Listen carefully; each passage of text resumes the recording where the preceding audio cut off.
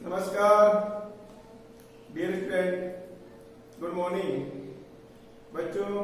कक्षा 12वीं की भूगोल का अध्याय 13 भारत जनसंख्या वितरण घनत्व, इसका मैं दूसरा जो वीडियो है वो बनाने जा रहा हूँ। हम जनसंख्या वितरण को यानी इनको प्रभावित करने वाले कारकों के बारे में अध्ययन कर लिया था। तो बच्चों एक बार फिर हम देखते हैं कि भाई सबसे ज्यादा जनसंख्या वाला राज्य उत्तर प्रदेश है, सबसे कम जनसंख्या वाला राज्य सिक्किम है। अगर हम देखें कि सबसे ज्यादा जनघनत्व वाला राज्य बिहार है और सबसे कम जनघनत्व वाला राज्य अरुणाचल प्रदेश है। यदि हम केंद्र शासित प्रदेश की देखते हैं तो बच्चों केंद्र शासित प्रदेश में सबसे ज्यादा जनघनत्व दिल्ली का है और सबसे कम जनघनत्व लक्षद्वीप का है। तो बच्चों अब आगे हम पढ़ते हैं तो जनसंख्या नियंत्रण, जनसंख्या वितरण और नियंत्रित या प्रभावित करने वाले जो कारक हैं उनमें हमने पढ़ा था। सबसे प्रमुख कारक है जलवायु, फिर है धरातल, फिर है जलापूर्ति और फिर है खनिज संसाधन और परिवहन या यातायात के सुविधा, सामाजिक कारक और राजनीतिक आर्थिक कारक। तो देखिए बच्चों, अगर हम प्रायद्वीपीय भारत की बात कर रहे थे कि प्रायद्वीपीय भारत में सबसे ज्यादा जनघनत्व केरल का है। केरल का है 859। इसके बाद तमिलनाडु का जनघनत्व है 555 और पर्यावरण के विपरीत दशाओं के कारण उत्तरी तथा उत्तरी पूर्वी भारतीय राज्यों का जनघनत्व बहुत कम है, जबकि मध्य भारत और प्रायद्वीपीय भारत में मध्यम दर्जे का जनघनत्व पाया जाता है। देखिए बच्चों, पर्यावरण की जो विपरीत दशाएं के कारण उत्तरी तथा उत्तरी पूर्वी भारत यानी कि हम बात करते हैं उत्तरी की जम्मू कश्मीर, हिमाचल प्रदेश, उत्तराखंड, इन राज्यों की बात करते हैं तथा इधर हम पूर्वी भारत में चले जाते हैं तो उसमें देखते हैं असम, अरुणाचल प्रदेश, मणिपुर, नागालैंड, मेघालय, मिजोरम, त्रिपुरा। इन राज्यों का जनघनत्व यहाँ पर जो पर्यावरणीय जो विपरीत परिस्थितियां हैं इस वजह से यहाँ का जनघनत्व कम है। अब हम आगे देखते हैं कि भारत के प्रायद्वीपीय भारत में मध्यम दर्जे का जनघनत्व पाया जाता है, क्योंकि पठारी भूभाग है तो इसलिए यहाँ पर मध्यम दर्जे का जनघनत्व पाया जाता है। अब देखो बच्चों, जनसंख्या घनत्व के आधार पर भारत में 3 जनघनत्व प्रदेश विभाजित किया गया है।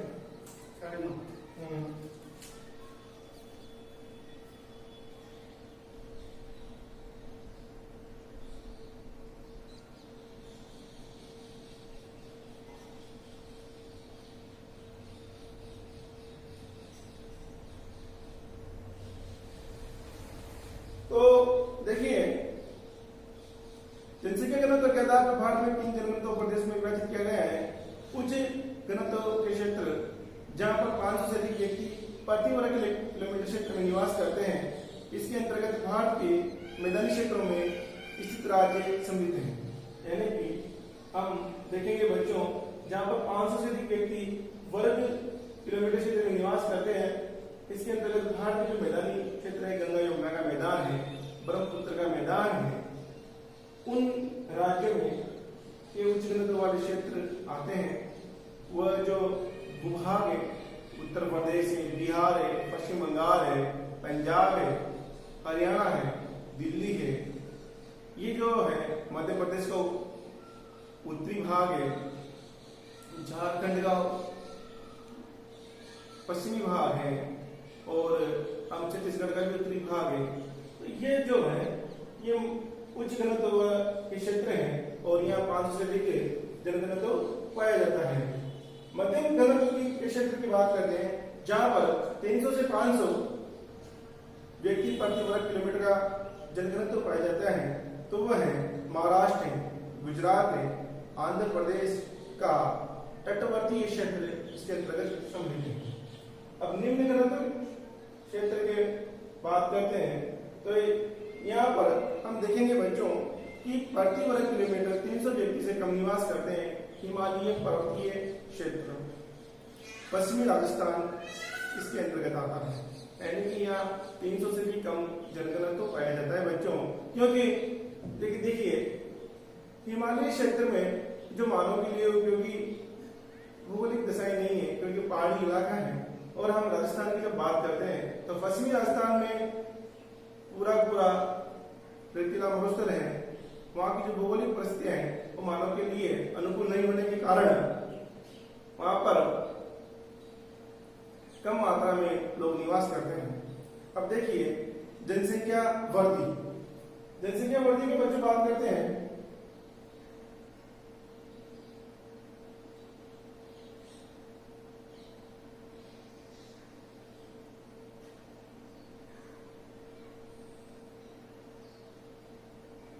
जनसंख्या वृद्धि, देखिए जनसंख्या वृद्धि क्या है?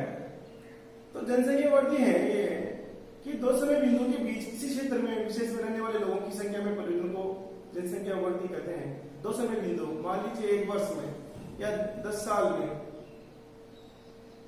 यानी कि जो जनगणना होती है वो 10 वर्ष में एक बार होती है। तो दशकीय वृद्धि दर, तो उसको कहते हैं दशकीय वृद्धि दर। अब दो समय बिंदुओं के बीच किसी क्षेत्र विशेष में रहने वाले लोगों की संख्या में परिवर्तन को जनसंख्या वृद्धि कहा जाता है। अब देखते हैं आगे, जनसंख्या वृद्धि की दर को प्रतिशत में व्यक्त किया जाता है। जनसंख्या वृद्धि के 2 घटक होते हैं, प्राकृतिक और अभिप्रेरित। जनसंख्या वृद्धि के 2 घटक होते हैं, एक तो प्राकृतिक होता है और एक अभिप्रेरित होता है। तो दो समय बिंदुओं के बीच किसी क्षेत्र विशेष में रहने वाले लोगों की संख्या में परिवर्तन को जनसंख्या वृद्धि कहते हैं। जनसंख्या वृद्धि की दर को प्रतिशत में व्यक्त किया जाता है और जनसंख्या वृद्धि के 2 घटक होते हैं, एक तो होती है प्राकृतिक और एक होती है अभिप्रेरित। अब देखते हैं प्राकृतिक क्या होती है।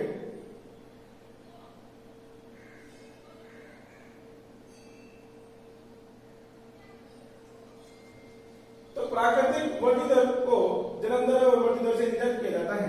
प्राकृतिक वृद्धि दर को हम जन्म दर और वृद्धि दर से निर्धारित करते हैं, जबकि अभिप्रेरित वृद्धि को किसी क्षेत्र में लोगों के आप्रवास और उत्प्रवास की प्रबलता द्वारा स्पष्ट किया जाता है।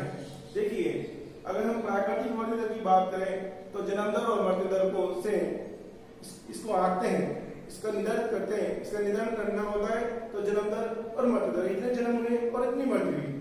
और जब अभिप्रेरित वृद्धि की बात करते हैं तो किसी भी क्षेत्र में लोगों के आप्रवास और उत्प्रवास की प्रबलता द्वारा स्पष्ट किया जाता है। आप्रवास का मतलब होता है जिससे कि कोई लोग रोजगार के लिए सिटी में आना, जो ग्रामीण इलाके के लोग हैं, जो ग्रामीण अंचल के लोग हैं, वह रोजगार के लिए शहरों में आ जाते हैं, तो इसे कहते हैं आप्रवास।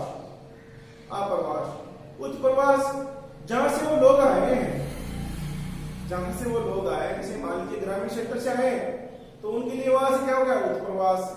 जैसे कि मान लीजिए आपके गांव है, इस गांव से लोग अगर कोटा सिटी में जाते हैं रोजगार के लिए या किसी और काम पढ़ने के लिए या किसी और उद्योग धंधे के लिए, तो ये हो गया यहाँ से उत्प्रवास हो गया बच्चों। यहाँ से क्या हो गया उत्प्रवास। अभी कोरोना काल में लोगों का आप्रवास हुआ है। आप्रवास का मतलब है कि लोग अपने घरों में आए हैं। अब देखिए बच्चों, भारत में दशकीय वृद्धि दर का जो 17.64% है। हम भारत की जो 10 वर्षीय अगर वृद्धि दर की बात करें तो भारत की 10 वर्षीय वृद्धि दर 17.64% है तथा वार्षिक वृद्धि दर 1.64% है।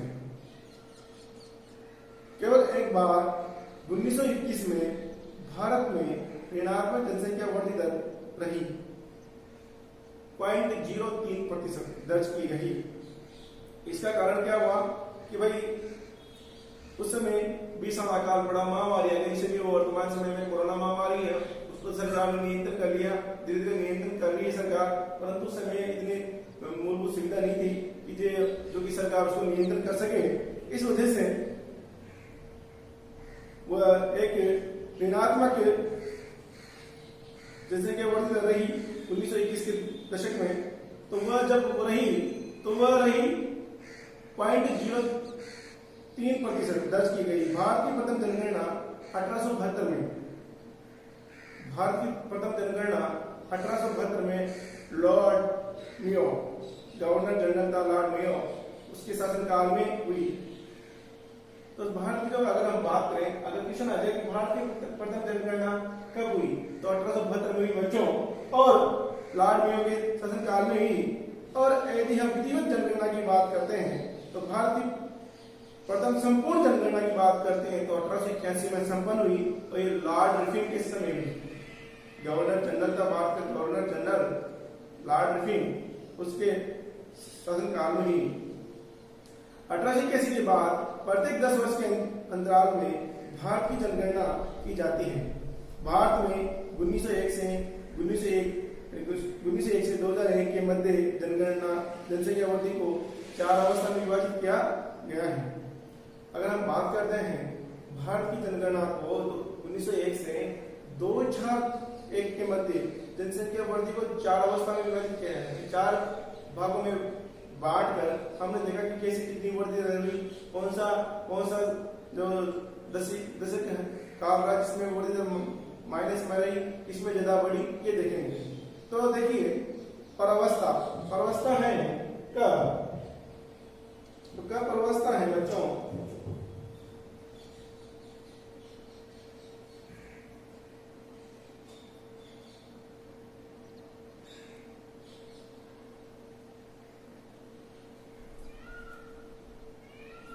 देखिए बच्चों ये है परअवस्था। तो क ख ग इनमें बांटा है बनने और घ। देखिए जनसंख्या वृद्धि अवधि कारण और विशेषता, क्या कारण है, किस वजह से ये मंद रही, तो मंद वृद्धि काल या ऋणात्मक वृद्धि काल, ये 1911 से 1921 का जो दशक रहा उसमें ये अवधि थी 1901 से 1921। निम्न चिकित्सा सेवा निरक्षरता, भीषण अकाल, महामारी, अनावव, ये कारण थे। इस वजह से ये जो जनसंख्या वृद्धि का जो काल था ये मंद रहा।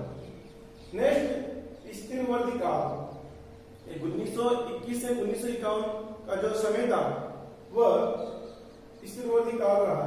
तो वो सी बात पूछ लेते हैं कि मंद वृद्धि काल कब रहा, ऋणात्मक वृद्धि जनसंख्या में कब रही, तो 1921 में रही। कब रही, 1921 के दशक में रही। अब देखते हैं स्थिर वृद्धि काल तो 1921 से 1951 में, तो 1921 को भारतीय जनसंख्या विकास में एक महान जनसांख्यिक विभाजन कहा जाता है। जनसंख्या का विभाजन दशकीय वर्ष कहा जाता है। इसके बाद जनसंख्या में निरंतर वृद्धि की प्रवृत्ति देखी गई, तो जिसके प्रमुख कारण ये रहे कि स्वास्थ्य है, परिवहन है, संचार तंत्र में व्यापक सुधार हुआ। 1921 के बाद में हम देखते हैं कि जनसंख्या वृद्धि में सुधार रहा, वृद्धि देखी गई। तो इसके मुख्य कारण है कि उस समय के बाद में भारत में जनसंख्या, स्वास्थ्य, परिवहन, संचार जो सुविधा है, मूलभूत सुविधा है, इनका विस्तार कहा।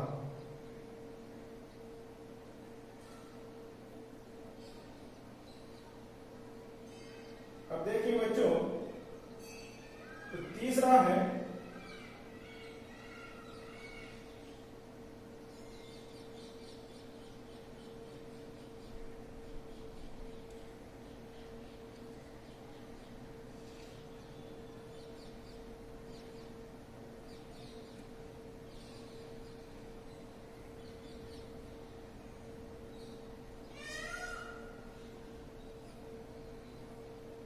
एक मिनट, थोड़ा टेक्निकल मिस्टेक हो गई।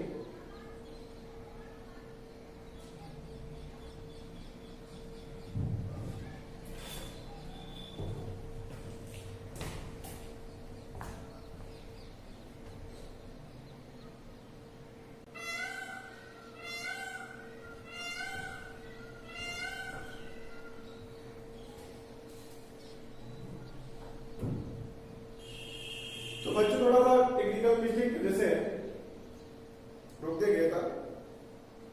तो देखिए तीव्रवर्ती का काल था या जनसंख्या विस्फोट का काल था 1951 से 1981 के मध्य रहा। तो बच्चों वर्ष 1951 को द्वितीय जनआंकिक विभाजन वर्ष कहा जाता है। इसके पश्चात देश की जनसंख्या में तीव्र वृद्धि दर्ज की गई। 1961 से 1971 के मध्य सर्वाधिक वृद्धि यानी कि 24.8% प्रति दशक दर्ज हुई, जिसका प्रमुख कारण है देश में विकास कार्य का प्रारंभ, अर्थव्यवस्था में सुधार हो गया, तिब्बत, बांग्लादेश, नेपाल से भारत में आप्रवास। जब हमारे देश का अर्थव्यवस्था में सुधार हो गया और जो हमारे पड़ोसी देश हैं तिब्बत, बांग्लादेश, नेपाल, यहाँ से लोग आ गए और भारत में निवास करने लग गए। तो ये 1951 का जो द्वितीय जनांकिक विभाजन है, तो इसको अंडरलाइन या इसको ध्यान रखना कि 1951 को द्वितीय जनांकिक विभाजन वर्ष कहा जाता है। क्वेश्चन आ सकता है आपके। और ये जो है सर्वाधिक वृद्धि दर रही 24.8%, क्योंकि आप्रवास हुआ कहां से? नेपाल से, भूटान से, बांग्लादेश से, क्योंकि अर्थव्यवस्था में सुधार हुआ तो आप्रवास हुआ। अब देखिए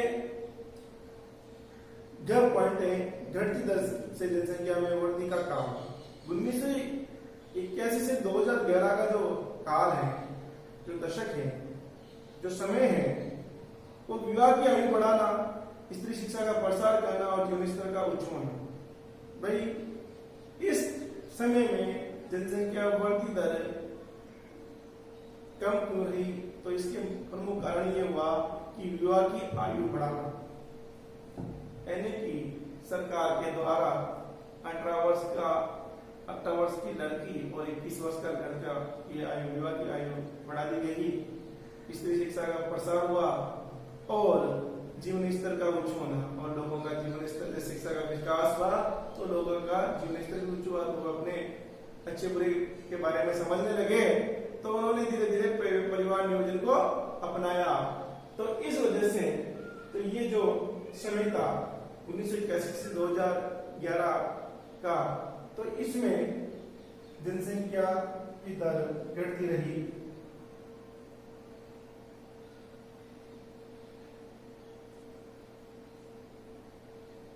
अब देखिए बच्चों, जनसंख्या वृद्धि का स्थानीय प्रतिरूप, जनसंख्या वृद्धि का स्थानीय प्रतिरूप देखते हैं। प्रतिरूप का मतलब है मॉडल। तो 2001 से 2011 के दशक में, 2001 से 2011 के दशक में छत्तीसगढ़, तमिलनाडु, पांडुचेरी में जनसंख्या वृद्धि दर में बढ़ोतरी दर्ज की गई। अगर हम बात करते हैं 2001 से 2011 में के दशक में, तो ये जो राज्य हैं छत्तीसगढ़, तमिलनाडु और केंद्र शासित प्रदेश है पांडुचेरी या पांडिचेरी में जनसंख्या वृद्धि दर में बढ़ोतरी दर्ज की गई। शेष सभी राज्यों और केंद्र शासित प्रदेशों में दशकीय वृद्धि दर में गिरावट दर्ज हुई। अगर क्वेश्चन आ जाए कि 2001 से 2011 के बीच में वो कौन से राज्य हैं जिनमें जनसंख्या वृद्धि दर बढ़ी, वह है छत्तीसगढ़, तमिलनाडु और पांडिचेरी, इनमें जनसंख्या वृद्धि दर बढ़ी। जबकि अन्य जो जितने भी राज्य थे, 28 राज्य हैं और 9 केंद्र शासित प्रदेश हैं, इनके अलावा और जितने भी राज्य हैं उनमें जनसंख्या वृद्धि दर घटी। से सभी राज्यों में और केंद्र शासित प्रदेशों में दशकीय वृद्धि दर में गिरावट दर्ज हुई। न्यूनतम ह्रास आंध्र प्रदेश में, अधिकतम महाराष्ट्र में दर्ज हुआ। यानी थोड़ी बहुत जो जनसंख्या वृद्धि में गिरावट आई वो सबसे थोड़ी कम है आंध्र प्रदेश, और सबसे ज्यादा गिरावट है तो वो है महाराष्ट्र में दर्ज की गई। प्रतिशत की दृष्टि से सर्वाधिक गिरावट दर्ज करने वाले राज्य क्रमशः, अगर हम प्रतिशत की बात कर रहे हैं तो सर्वाधिक गिरावट दर्ज करने वाले राज्य क्रमशः नागालैंड है, सिक्किम है, चंडीगढ़ है तथा अंडमान निकोबार द्वीप समूह रहे हैं। इनमें प्रतिशत की दृष्टि से सर्वाधिक गिरावट दर्ज की गई नागालैंड है, सिक्किम है, चंडीगढ़ है, अंडमान निकोबार द्वीप समूह है। अब भारत में अधिक जनसंख्या वृद्धि के कारण कि क्या कारण है कि भारत में जनसंख्या वृद्धि दर और जनसंख्या अधिक है, तो इसके हम कारणों पर गौर करेंगे। हम देखेंगे कि भारत विश्व में जनसंख्या की दृष्टि से दूसरा बड़ा देश है, जबकि क्षेत्रफल की दृष्टि से 7वां देश है।